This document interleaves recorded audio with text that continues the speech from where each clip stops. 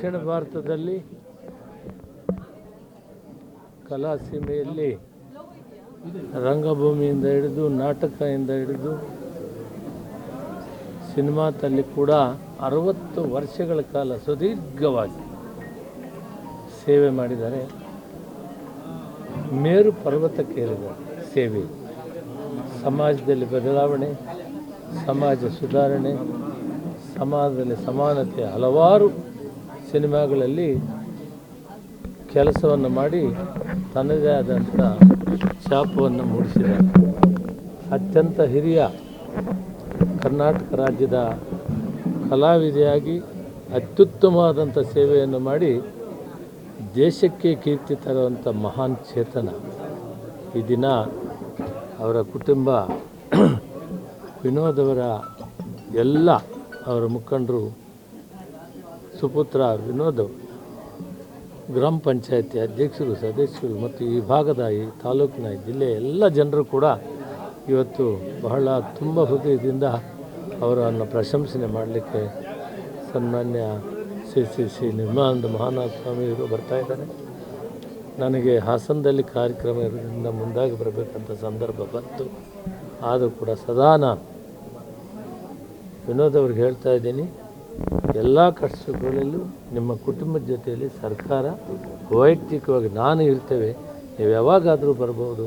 ನಾವೆಲ್ಲ ಕೂಡ ಅವರ ಸೇವೆಯನ್ನು ನೆನಪಿನಲ್ಲಿಡೋಣ. ಅವರ ಮಾರ್ಗದರ್ಶನ, ಅವರ ದಾರಿದೀಪ ಈ ದೇಶದಲ್ಲಿ, ಆ ಕಲಾ ಭೂಮಿಯಲ್ಲಿ ಅವರು ಮಾಡಿರೋ ಸೇವೆ ಅಪಾರವಾದ್ದು, ಅಪರಿಮಿತವಾದದ್ದು. ಅದು ನಮಗೆಲ್ಲ ದಾರಿದೀಪವಾಗಿದೆ. ಅವರ ಆತ್ಮಕ್ಕೆ ಚಿರಶಾಂತಿಯನ್ನು ಕೊರೋಣ ಮತ್ತು ಅವರ ಮಾರ್ಗದರ್ಶನದಲ್ಲಿ ಸಮಾಜ ನಡೀಲಿ ಅಂಥೇಳಿ ಈ ಸಂದರ್ಭದಲ್ಲಿ ವಿಶೇಷವಾಗಿ ದೇಗುಲದ ರೂಪದಲ್ಲಿ ಆ ತಾಯಿಯ ಸ್ಮರಣಾರ್ಥಕವಾಗಿ ಮಾಡಿರುವಂಥ ವಿನೋದ್ ಅವರಿಗೂ, ಅದಕ್ಕಾಗಿ ಕಷ್ಟಪಟ್ಟಿರೋ ಎಲ್ರಿಗೂ ಕೂಡ ನಾನು ಧನ್ಯವಾದಗಳನ್ನು ತಿಳಿಸ್ತಾ, ಭಗವಂತ ಆ ತಾಯಿ ಆಶೀರ್ವಾದ ಎಲ್ರಿಗೂ ಇರಲಿ ಅಂತ ಹೇಳ್ತಾ, ದೇವರು ಇವರೆಲ್ಲರಿಗೂ ಕೂಡ ಆರೋಗ್ಯ ಭಾಗ್ಯವನ್ನು ಕೊಡಲಿ, ಒಳ್ಳೆಯ ಕೆಲಸವನ್ನು ಮಾಡಿದ್ದಾರೆ ಅಂತೇಳಿ ನಾನು ಹಾರೈಸುತ್ತೇನೆ. ಬೇಕಾಗಿರುವಂಥದ್ದು ಶಕ್ತಿ, ಎನರ್ಜಿ ಅಂತ ಅವ್ರು ಹೇಳಿದ್ದು. ನಾನು 18 ವರ್ಷ E = mc².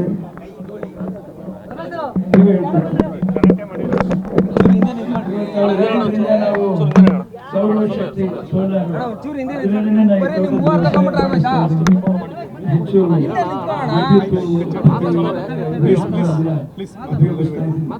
ಸ್ವಾಮೀಜಿಗಳ ಪಾದ ಸ್ಪರ್ಶ ಈ ಮಣ್ಣಿಗಾಗಿ, ಈ ಗುಡಿಗಾಗಿ ಇದು ಪಾವನವಾಗಿದೆ ಅಂತ ನಾನು ಭಾವಿಸ್ತಾ ಇದ್ದೀನಿ. ಇಡೀ ನಮ್ಮ ಸೋಲದೇವನಹಳ್ಳಿ ಜನತೆ ಮತ್ತೆ 10-16 ಹಳ್ಳಿಗಳು, 20 ಹಳ್ಳಿಗಳು, ಈ ಕ್ಷೇತ್ರನೇ ಇನ್ನು ಮುಂದೆ ತುಂಬಾ ಅಭಿವೃದ್ಧಿ ಆಗತ್ತೆ ಅನ್ನುವಂಥ ನನಗೆ ಅಪಾರವಾದ ನಂಬಿಕೆ ಇದೆ. ಯಾಕಂದ್ರೆ ಆಚಾರ್ಯ ದೇವೋಭವ, ತಾಯಿ ಸಂಪೂರ್ಣವಾಗಿ ವಿದ್ಯೆ ಹೇಳ್ಕೊಡಕ್ಕಾಗಲ್ಲ, ಮಾರ್ಗ ತೋರಿಸುವಂಥದ್ದು ಗುರುಗಳ ಒಂದು ಮಾರ್ಗದರ್ಶನ ಇಲ್ಲ ಅಂದ್ರೆ ಮನುಷ್ಯ ಏನೂ ಮಾಡೋಕ್ಕಾಗಲ್ಲ.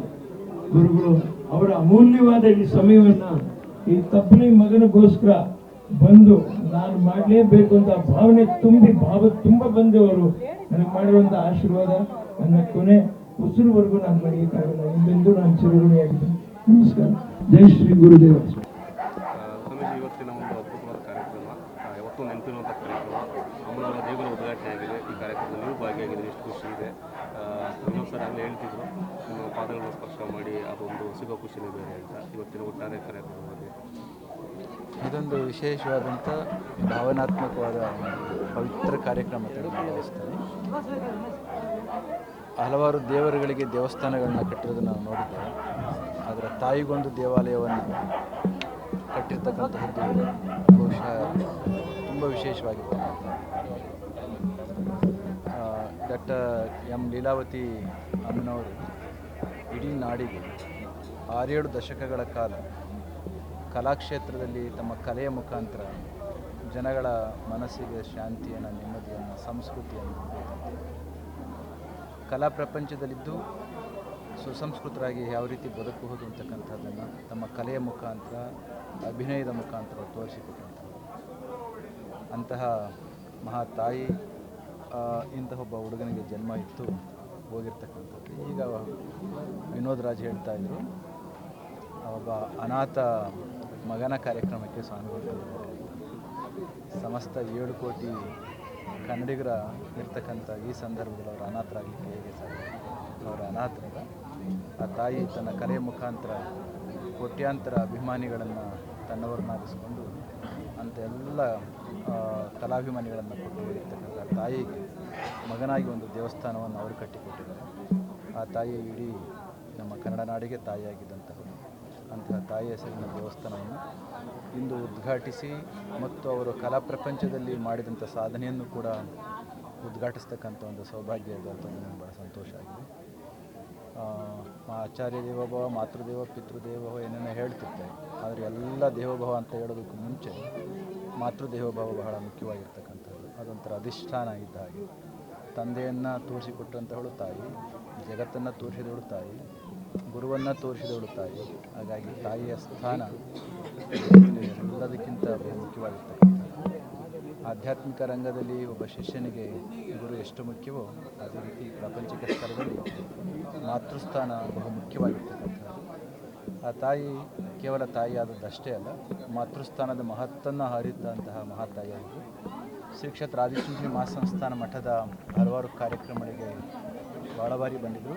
ನಮ್ಮ ಪೂಜ್ಯ ಗಂಗಾಧರ ಮಹಾಸ್ವಾಮಿಯವರ ಕಾಲದಲ್ಲಿ ಕೂಡ ಶ್ರೀಮಠಕ್ಕೆ ಪ್ರೀತಿಯಿಂದ ನಡ್ಕೊಂಡಂಥ ಮಹಾತಾಯಿ. ಅಂತಹ ತಾಯಿಗೆ ಕಟ್ಟಿಸಿರ್ತಕ್ಕಂಥ ಮಗ ಕಟ್ಟಿಸಿರ್ತಕ್ಕಂಥ ಈ ದೇಗುಲವನ್ನು ನೋಡಿ ಭಾಳ ಸಂತೋಷ ಆಗಿದೆ. ಇಲ್ಲಿ ಸೋದೇವನಹಳ್ಳಿಯ ನಮ್ಮ ಭಕ್ತರು ಬಹಳಷ್ಟು ಜನ ಇಲ್ಲಿ ಇದ್ದಾರೆ. ಇಂತಹ ಭಾಗಕ್ಕೆ ಸುಮಾರು 2 ದಶಕಗಳ ಹಿಂದೆ ಬಂದು ಸಾಕಷ್ಟು ಸೇವಾ ಪ್ರಕಲ್ಪಗಳನ್ನು ಪ್ರಾರಂಭ ಮಾಡಿ ಗ್ರಾಮೀಣ ಪ್ರದೇಶದವರಿಗೆ ಯಾವ ರೀತಿ ಸೇವೆಯನ್ನು ಮಾಡಬೇಕು ಅಂತಕ್ಕಂಥದ್ದನ್ನು ನಾಡಿನ ಹಲವಾರು ಮಂದಿಗೆ ಆದರ್ಶಪ್ರಾಯವಾಗಿ ಬದುಕಂಥದ್ದು. ಆ ತಾಯಿಗೆ ಆತ್ಮಕ್ಕೆ ಚಿರ ಶಾಂತಿಯನ್ನು ಕೂಡ ನಾವು ಕೋರ್ತೇವೆ. ಮತ್ತು ದೇಗುಲ ನಿರ್ಮಾಣ ಮಾಡಿದಂಥ ವಿನೋದ್ ರಾಜ್ರವರಿಗೂ ಕೂಡ ಶ್ರೀ ಕ್ಷೇತ್ರದ ಆಶೀರ್ವಾದವನ್ನು ಹೇಳ್ತೇವೆ. ಜೊತೆಯಲ್ಲಿ ಇವತ್ತು ವಿನೋದ್ ರಾಜ್ ದಾಂಪತ್ಯಕ್ಕೆ ಜೀವನಕ್ಕೆ ಕಾಲಿಟ್ಟು 25 ವರ್ಷಗಳಾಯ್ತಂತೆ. ಸುವರ್ಣ ಸಂಭ್ರಮವನ್ನು ಆಚರಿಸ್ತಕ್ಕಂಥ ಈ ಕಾರ್ಯಕ್ರಮದಲ್ಲಿ ತಾಯಿಯ ದೇಗುಲವನ್ನು ಕೂಡ ಉದ್ಘಾಟನೆ ಮಾಡಿದ್ದು ಸಂತೋಷ. ಲೀಲಾವತಿ ಅಮ್ಮನವ್ರದ್ದು ಪ್ರಕೃತಿ ಅದನ್ನು ನಮ್ಗೆ ಕಾಣ್ತಾ ಇರುತ್ತೆ. ತೋಟದಲ್ಲಿ ಗಿಡಗಳು, ಅದೇ ರೀತಿಯಾಗಿ ಈಗ ವಿನೋದ್ ಸರ್ ಕೂಡ ಕಂಟಿನ್ಯೂ ಮಾಡ್ತಿದ್ದಾರೆ ಸಮಾಜ ಸೇವೆ. ನೀವು ಹೇಳಿದಾಗೆ ಕೆಲವು ರಸ್ತೆಗಳಲ್ಲಿ ಯಾರೋ ಟಾರ್ ಆಗ್ತಾ ಇರ್ತಾರೆ, ಅರ್ಧರಾತ್ರಿದಲ್ಲಿ ಕಾಣಿಸ್ಕೊತಾ ಇರ್ತಾರೆ. ನಾವೆಲ್ಲ ನೋಡಿ ನಾವು ಫೋನ್ ಮಾಡಿ ಕೇಳ್ತೀವಿ, ಎಲ್ಲಿದ್ರಣ ಏನದೇ ಇಲ್ಲ, ರೋಡ್ ಕೆಟ್ಟೋಗಿತ್ತು, ಬಂದಿದ್ದು ಸರಿ ಮಾಡ್ತಾ ಇದ್ದೀನಿ. ಇದೆಲ್ಲ ನೋಡಿದಾಗ ತಾಯಿ ಹಾಕ್ಕೊಟ್ಟಂಥ ದಾರಿಲಿ ಮಕ್ಕಳು ಹೇಗೆ ಸಾಕಬೇಕು ಅನ್ನೋದು ಅದೆಲ್ಲ ನೋಡಿ ನಿಮಗೆ ಅನಿಸುತ್ತೆ ಸರ್? ಹೌದು, ಮನೆಯ ಮೊದಲ ಪಾಠಶಾಲೆ, ತಾಯಿಯ ಮೊದಲ ಗುರು. ತಾಯಿ ಯಾವ ರೀತಿಯಲ್ಲಿ ಪ್ರಾರಂಭದಲ್ಲಿ ಸಂಸ್ಕಾರವನ್ನು ಕಲಿಸ್ತಾಳೋ ಅದಕ್ಕೆ ಪೂರಕವಾಗಿ ಮಕ್ಕಳು ಕೂಡ ಬೆಳೀತಾ ಹೋಗ್ತಾರೆ. ನಿಮಗೆ ಗೊತ್ತಲ್ಲ, ಪಾಂಡವರಿಗೂ ಕೌರವರಿಗೂ ಇದ್ದಂಥ ವ್ಯತ್ಯಾಸ ಏನು? ಎಲ್ಲವೂ ಒಂದೇ ಆಗಿತ್ತು. ವ್ಯತ್ಯಾಸ ಇದ್ದದ್ದು ಮಾತ್ರ ತಾಯಿ ಅಂದರೆ. ತಾಯಿ ಕಣ್ಣಿಗೆ ಬಟ್ಟೆ ಕಟ್ಟಿಕೊಳ್ಳೋದಲ್ಲ, ಮಕ್ಕಳನ್ನ ಸಾಕಿದರೆ ಕೌರವರು ಬೇರೆ ರೀತಿಯಲ್ಲಿ ಬೆಳೀತಾ ಇದ್ದಾರೆ. ತಾಯಂದಿರ ಪಾತ್ರ ಈ ಜಗತ್ತಿನಲ್ಲಿ ಎಲ್ಲದಕ್ಕಿಂತ ಬಹು ಮುಖ್ಯವಾಗಿರ್ತಕ್ಕಂಥ ಅಂಥ ಒಂದು ಉತ್ತಮ ತಾಯಿಯಾಗಿ ಕಾರ್ಯವನ್ನು ಜವಾಬ್ದಾರಿ ನಿರ್ವಹಿಸ್ತೀನಿ. ಏನು ನಮ್ಮಂಥ ಮುಂದೆ ಬರೋ ಯುವ ಪೀಳಿಗೆಗಳಿಗೆ ತಾಯಿ ದೇವರು, ತಾಯಿನೇ ಎಲ್ಲ. ಅದನ್ನು ನಾವು ಪುಸ್ತಕದಲ್ಲಿ ಓದಿರ್ತೀವಿ, ಇನ್ನು ಹಿರಿಯರ ಮಾತುಗಳಲ್ಲಿ ಕೇಳಿರ್ತೀವಿ. ಬಟ್ ವಿನೋದ್ ಅದನ್ನು ಒಂಥರ ಕಲ್ಪನೆ ಲೋಕದಲ್ಲಿ ಅದನ್ನು ಪ್ರೂವ್ ಮಾಡಿದ್ದಾರೆ. ಸೊ ಒಬ್ಬ ಸ್ನೇಹಿತನಾಗಿ, ಒಬ್ಬ ನಿಜ ಸ್ನೇಹಿತನಾಗಿ ವಿನೋದ್ಗೆ ನಾನು ಯಾವಾಗಲೂ ನಿಜವೂ ಹೇಳ್ತೀನಿ, ಈಸ್ ಮೈ ಗ್ರೇಟ್ ಫ್ರೆಂಡ್. ಇದು ಎಲ್ಲರಿಗೂ ಮಾದರಿ ಆಗಲಿ, ಒಳ್ಳೆಯದಾಗಲಿ. ಲೀಲಾವತಿ ಅವರ ಕುಟುಂಬದಲ್ಲಿ ಸಾಕಷ್ಟು ವರ್ಷಗಳಿಂದ ಇದ್ದು ಬಂದವರು, ಲೀಲಾವತಿ ಅಮ್ಮನವರ ಕುಟುಂಬದಲ್ಲಿ ಸಾಕಷ್ಟು ವರ್ಷಗಳಿಂದ ಬಂದವರು ಒಂದು ನೆನಪು ನೆನೆಸ್ಕೊಳ್ಳೋದಾದ್ರೆ ಈ ಸಂದರ್ಭದಲ್ಲಿ ತುಂಬ ಕಾಡುತ್ತೆ ನನಗೆ ಅನ್ನೋದು. ತುಂಬ ನೆನಪಿದೆ ಸರ್. ಯಾಕೆ ಅಂತ ಹೇಳಿದ್ರೆ, ನಂದು ಇಲ್ಲೊಂದು ಚಿಕ್ಕ ತೋಟ ಇದೆ. ನಮ್ಮದು ಒಂದು ಕಡೆ ಸಿನಿಮಾ ಸ್ನೇಹ, ಇನ್ನೊಂದು ಕಡೆ ತೋಟದ ಸ್ನೇಹ.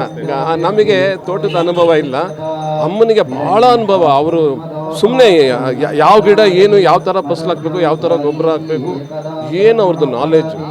ನಮ್ಮ ಜಾಗದಲ್ಲಿ ಬಂದು ಇಲ್ಲ ಇದು ಹಾಕಿದ್ರೆ ಇದು ಬೆಳೆಯುತ್ತೆ, ಇದನ್ನು ನೀವು ಬೆಳೆಸಿ ಇದು ಒಳ್ಳೇದಾಗುತ್ತೆ ಹಾಗೆ ಹೀಗೆ ಅಂದರೆ ಆ ಥರದ್ದು ಒಂದು ಮಣ್ಣಿನ ನಾವೇನು ಹೇಳ್ತೀವಿ ಮಗಳು ಅಂದರೆ ಅದು ಸುಳ್ಳಾಗಲ್ಲ. ಅವ್ರಿಗಿದ್ದಂಥ ಅನುಕೂಲದಲ್ಲಿ ಅವ್ರು ಆರಾಮಾಗಿ ಸಿಟಿನಲ್ಲಿದ್ದು ಬೇರೆ ಕಲಾವಿದ್ರ ಥರ ಅವರು ಒಂದು ಭವ್ಯ ಜೀವನ ನಡೆಸ್ಬೋದಾಗಿತ್ತು. ಅವ್ರು ಯಾವತ್ತೂ ಆ ಜೀವನ ಇಷ್ಟಪಟ್ಟೇ ಇಲ್ಲ. ಅವರು ಪ್ರಕೃತಿ, ಪಕ್ಷಿ, ಅವ್ರಿಗೆ ಇಷ್ಟವಾದಂಥ ಶ್ವಾನಗಳು ಅದನ್ನೆಲ್ಲ ಅವ್ರ ಪಕ್ಕದಲ್ಲಿ ಇಟ್ಕೊಂಡು ಅಮ್ಮ ಮಗ ಇಬ್ಬರು ಏನು ಸೂರ್ಯ ಹುಟ್ಟಕ್ಕೆ ಮುಂಚೆ ಹೇಳೋರು, ಸೂರ್ಯ ಮುಳುಗೋ ಹೊತ್ತಿಗೆ ಬಂದು ಊಟ ಮಾಡಿ ಮಲಗಿಬಿಡೋರು. ಅದನ್ನು ಒಂದಲ್ಲ ಎಷ್ಟು ವರ್ಷಗಳು ಮಾಡಿದ್ದಾರೆ. ನಮ್ಗೆ ನೆನಪದು ಒಂದೇ ಇರೋದು, ಬೇರೆ ಇನ್ನೇ ಅವ್ರದ್ದು ಏನೋ ಬ್ಯಾಕ್ಗ್ರೌಂಡು ಏನು ಅದೆಲ್ಲ ನಾವು ತಿಳ್ಕೊಳಕ್ಕೆ ಹೋಗಿಲ್ಲ. ಅಮ್ಮ ಅಂದರೆ ಗಿಡ ಮರ ಸಸಿ ಬಂದಾಗೆಲ್ಲ ಏನೋ ಒಂದು ಹೊಸ ಹೊಸ ಗಿಡಗಳು ನೋಡ್ತಾ ಇದ್ವಿ. ಇದು ನೋಡಿ ನಾನು ಫ್ರ್ಯಾಂಕಾಗಿ ಹೇಳ್ತೀನಿ, ಅದು ನಮ್ಮ ಜೊತೆ ಇರುತ್ತೆ. ಈ ಗಿಡ ಮರ ಪ್ರಾಣಿ ಇಲ್ಲ, ಅದು ಯಾವತ್ತೂ ಮನುಷ್ಯನಿಗೆ ಶತ್ರು ಆಗೋಕ್ಕೆ ಚಾನ್ಸೇ ಇಲ್ಲ. ಇನ್ನು ಬೇರೆ ಯಾರು ಬೇಕಾದರೂ ಆಗ್ಬೋದು, ಗಿಡ ಮರ ಯಾವತ್ತೂ ನಮಗೆ ಶತ್ರು ಆಗಲ್ಲ. ಇದರಿಂದ ಏನೊಂದು ನೀತಿ ಪಾಠ ಅಂದರೆ ನಾವು ನಮ್ಮ ಮನೆಗಳು ಎಷ್ಟೇ ಚಿಕ್ಕದಾಗ ಅಲ್ಲೊಂದು ಏನೋ ಒಂದು ಗಿಡ ಮರ ಹಾಕಿ ಅದನ್ನು ನಾವು ಪ್ರೀತಿಸ್ಬೇಕು, ಪ್ರಾಣಿ ಪಕ್ಷಿಗಳನ್ನ ಪ್ರೀತಿಸ್ಬೇಕು. ನಮಗೆಲ್ಲ ಅವ್ರ ಇನ್ಸ್ಪಿರೇಷನ್ ಅಂತ ಹೇಳಿ ನಾನು ಹೇಳಕ್ಕೆ ವಿನೋದ್ ಬಗ್ಗೆನಾ ಸಾರಿ ಅದೇ ಹೇಳ್ತಾ ಇರೋದು. ನಾವೆಲ್ಲ ಒಂದೇ ವಯಸ್ಸಿನವರು. ವಿನೋದನ ಹತ್ರ ಕಲಿಯೋದು ಭಾಳ ಆಯಿತು. ನಾನು ಫ್ರ್ಯಾಂಕಾಗಿ ಹೇಳ್ತೀನಿ. ಅದು ನೋಡಿ ಇವತ್ತು ಅವ್ರು ಏನು ಮಾಡಿದ್ದಾರೆ, ನಾವೆಲ್ಲರೂ ಆ ಜಾಗ ಆವತ್ತೂ ಬಂದಿದ್ವಿ. ಅಮ್ಮನ ಇಲ್ಲಿ ಇದು ಮಾಡಿದಾಗ ಆ ಜಾಗನ ಹೆಂಗೆ ನಿಜವಲ್ಲೂ ದೇಗಲತ್ತು ಒಂದು ಕಲ್ಪನೆ, ಒಂದು ರೂಪ ಕೊಟ್ಟಿದ್ದಾರೆ. Hats off. ನಾನು ಅದನ್ನೇ ಹೇಳ್ತಾ ಇರೋದು, ಒಳ್ಳೇದನ್ನ ಯಾರಿಂದ ಕಲಿತ್ರೆ ಏನು ಸರ್ ಅಲ್ವಾ, ಅದು ಒಳ್ಳೇದಾಗೇ ಇರುತ್ತದೆ. ಇದನ್ನ ನೋಡಿದಾಗ ಎಲ್ಲೋ ಒಂದು ಕಡೆ ಇದೆಲ್ಲ ಏನೋ ಹೃದಯ ತಟ್ಟಿದ ನೆನಪುಗಳು ಅಂತೀವಲ್ಲ, ಆ ಥರ ಹೃದಯ ತಟ್ಟಿದ ನೆನಪುಗಳಿದು. ಬೇರೆ ನಾವು ವೈಭವದ ಬಗ್ಗೆ ಏನು ಮಾತಾಡ್ತೀರಾ, ಯಾರ ಹತ್ರ ಎಷ್ಟು ದೊಡ್ಡ ಗಾಡಿ ಇದೆ, ಯಾರ ಹತ್ರ ಎಷ್ಟು ಬಂಗ್ಲಾ ಇದೆ, ಅದೆಲ್ಲ ನಾವು ಅಳತೆ ಮಾಡ್ಸೋ ಕೂತ್ಕೊಳ್ಳೋಕ್ಕಾಗಲ್ಲ. ಇದನ್ನು ಅಳತೆ ಮಾಡಿದ್ರೆ ನಾವು ಮುಂದಾಗಬೇಕು. ಅವ್ರು 10 ಮರ ಹಾಕಿದ್ರೆ ನಾನು 20 ಮರ ಹಾಕಬೇಕು, ಅವ್ರು 4 ಪ್ರಾಣಿ ಸಾಕಿದ್ರೆ ನಾನು 10 ಪ್ರಾಣಿ ಸಾಕಬೇಕು ಅಂದರೆ ಜೀವನದಲ್ಲಿ ನಾವು ಏನೋ ಒಂದು ಮಾಡಿದ್ದೀವಿ, ಉತ್ತಮವಾದ ಕೆಲಸ ಮಾಡಿದ್ದೀವಿ ಅಂತ ನಾವೆಲ್ಲ ಮಾತಾಡ್ತಾ ಇದ್ದೀವಿ. ವಿನೋದ್ ರಾಜ್ಗೂ ನಮಗಿರೋ ಡಿಫ್ರೆನ್ಸ್ ಏನಂದರೆ ಆತ ತೋರಿಸ್ಕೊಂಡು ಮುಂದೆ ಹೋಗ್ತಾ ಇದ್ದಾರೆ. ಆಮೇಲೆ ಎಷ್ಟು ಸಿಂಪಲ್ ಲೈಫು, ಸಿಂಪ್ಲಿಸಿಟಿ, ಇದೆಲ್ಲ ಅದೇ ಹೇಳ್ತಾ ಇರೋದು. ಸ್ನೇಹಿತ ಅಂತ ಹೇಳ್ಕೊಳ್ಳೋದಕ್ಕೆ ಒಂದು ಖುಷಿಯಾಗುತ್ತೆ. ಇಷ್ಟಕ್ಕೂ ನಾನು ಅವರು ಜಾಸ್ತಿ ಹತ್ರದಲ್ಲೇ ಇದ್ರೂ ಯಾವಾಗಲೂ ಒಂದೊಂದು ಸರಿ ಮೀಟ್ ಆಗ್ತಾಯಿರ್ತೀವಿ. ಮೀಟ್ ಆಗ್ದಲ್ಲ ಏನಾದರೂ ಇದ್ದರೂ ಒಂದು ಹೊಸ ವಿಷಯ, ಹೊಸ ಇದು ಇದ್ದೇ ಇರುತ್ತೆ. ವಿನೋದದಿಂದ ಕಲಿಯೋದು ಖುಷಿ ಆಗುತ್ತೆ ಸರ್. ಇಂಥವನ್ನ ನಮ್ಮ ಏನು ಇವತ್ತು ಸೋಷಲ್ ಮೀಡಿಯಾ ಇದೆ ಜನಗಳು ತಿಳಿಸ್ಬೇಕು. ಯಾಕಂದರೆ ಜನಗಳದ್ದು ಲೈಫ್ ಸಿಂಪಲ್ ಆಗಬೇಕು. ಆ ಸಿಂಪಲ್ ಆದಾಗ ಖುಷಿ, ಸಂತೋಷ ಎಲ್ಲನೂ ಕುಟುಂಬದಲ್ಲಿ ತುಂಬುತ್ತೆ. ಬೇರೆ ಏನೋ ನಾವು ಕಂಪೇರ್ ಮಾಡ್ಕೊಳ್ಳೋದು ಇದೆಯಲ್ಲ, ಒಂದು ಅದು ಬಂತು, ಇವನಿಗೆ ಇದು ಬಂತು, ನನಗೆ ಬಂದಿಲ್ಲ ಅಂದ್ಕೊಂಡು ಅದೆಲ್ಲೋ ಹೋಗಿ ತಪ್ಪದಾರಿಲಿ ಹೋಗಿ ಏನೋ ಮಾಡಿಕೊಂಡು ಆಕ್ಸಿಡೆಂಟ್ಗಳು ಮಾಡ್ಕೊಳ್ಳೋದಕ್ಕಿಂತ ನೆಮ್ಮದಿಯಾಗಿ ಏನೋ ಪ್ರಕೃತಿ ಮಡಿಲಲ್ಲಿ ನೆಮ್ಮದಿಯಾಗಿ 1-2 ದಿನ ಬದುಕೋದಿದೆಯಲ್ಲ, ಅದೇ ನಿಜವಾದ ಬದುಕು ಅಂತ ನಾನು ಫೀಲ್ ಆಗ್ತೀನಿ. Thank you. ಈ ಒಂದು 2 ಮಾತನ್ನ ಮಾತಾಡೋಕ್ಕೆ ಅವಕಾಶ ಮಾಡ್ತೀನಿ. ನಮಸ್ಕಾರ. ಇಲ್ಲ, ಅದು ಇದೇ ನಾನು ಅಂದೇ ಮೊದಲೇ ಹೇಳಿದೆ, ಇದೇ ಮಹಾಸುದಿನ ಅಂತಂತ ಅನ್ನಿಸ್ತಾ ಇದೆ ನನಗೆ ನಿಜವಾಗ್ಲೂ. ನಾನು ಇದನ್ನು ಎದುರು ನೋಡಿರಲಿಲ್ಲ. ಜನಗಳ ಅಮ್ಮನ ಮೇಲೆ ಇಟ್ಟಿರುವಂಥ ಪ್ರೀತಿ, ಆಮೇಲೆ ಕಲಾವಿದರು ಪ್ರೀತಿಯಿಂದ ಒಂದು ಇದನ್ನು ಈ ಯಶಸ್ಸು ಮಾಡಿಕೊಟ್ರು.